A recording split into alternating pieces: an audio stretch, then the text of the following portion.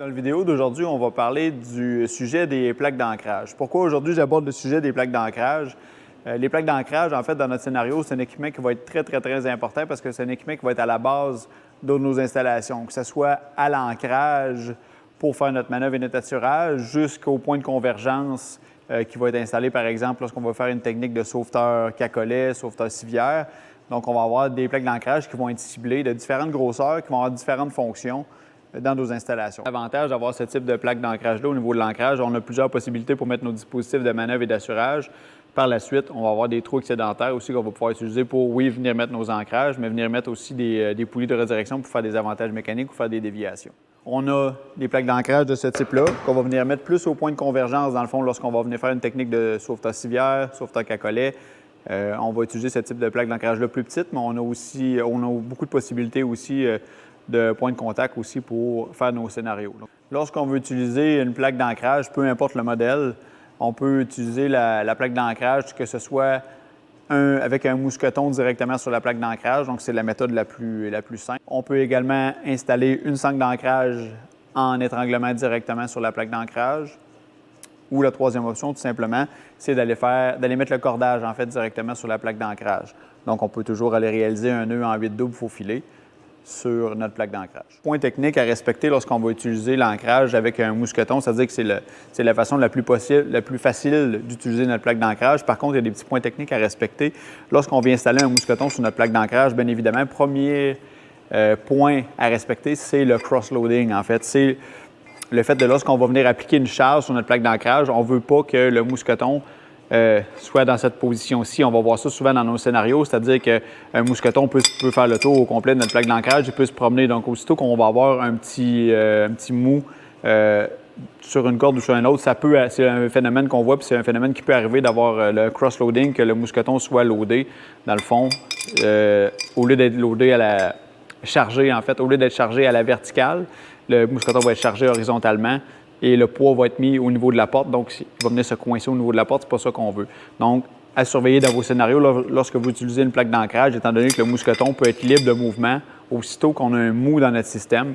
Faites bien sûr que le cross-loading, faites bien sûr qu'on n'a pas de cross-loading dans votre système, que vos mousquetons travaillent vraiment à la verticale. On va utiliser une plaque d'ancrage. En fait, c'est que la plaque d'ancrage soit toujours libre de mouvement, c'est-à-dire qu'elle soit capable de subir une certaine torsion dans votre système aussitôt que vous allez avoir un mouvement de corde. Donc, il faut que la plaque d'ancrage soit libre de mouvement.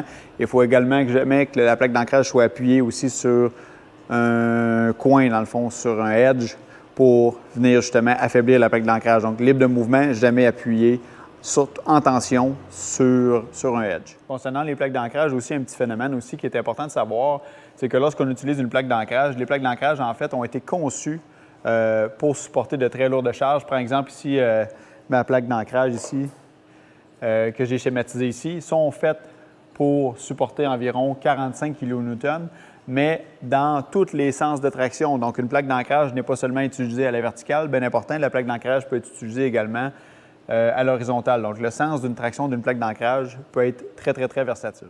Un sujet qui revient aussi concernant les plaques d'ancrage, c'est est-ce qu'on doit doubler une plaque d'ancrage? Donc, lorsqu'on parle de sauvetage technique, on va parler souvent de redondance. Donc, dans nos scénarios, on va partir de l'ancrage jusqu'à notre sauveteur. Dans nos installations, on va toujours essayer d'appliquer le principe de redondance partout. On va se doubler au niveau des mousquetons, au niveau des cordages, au niveau des poulies. Est-ce qu'on doit doubler une plaque d'ancrage? La réponse est non. Pourquoi? Parce que les plaques d'ancrage ont été conçues pour supporter une charge excessivement lourde. Donc oui, même si, exemple, les plaques d'ancrage sont testées, mettons ici, celle-là à 45 kN. Donc si vous allez voir des vidéos sur Internet, vous allez voir que les plaques d'ancrage comme ça, quand ils font des tests de traction, vont casser, vont avoir une rupture environ le double de la capacité qui est indiquée sur la plaque d'ancrage. Donc, équipement qui est très durable, très résistant.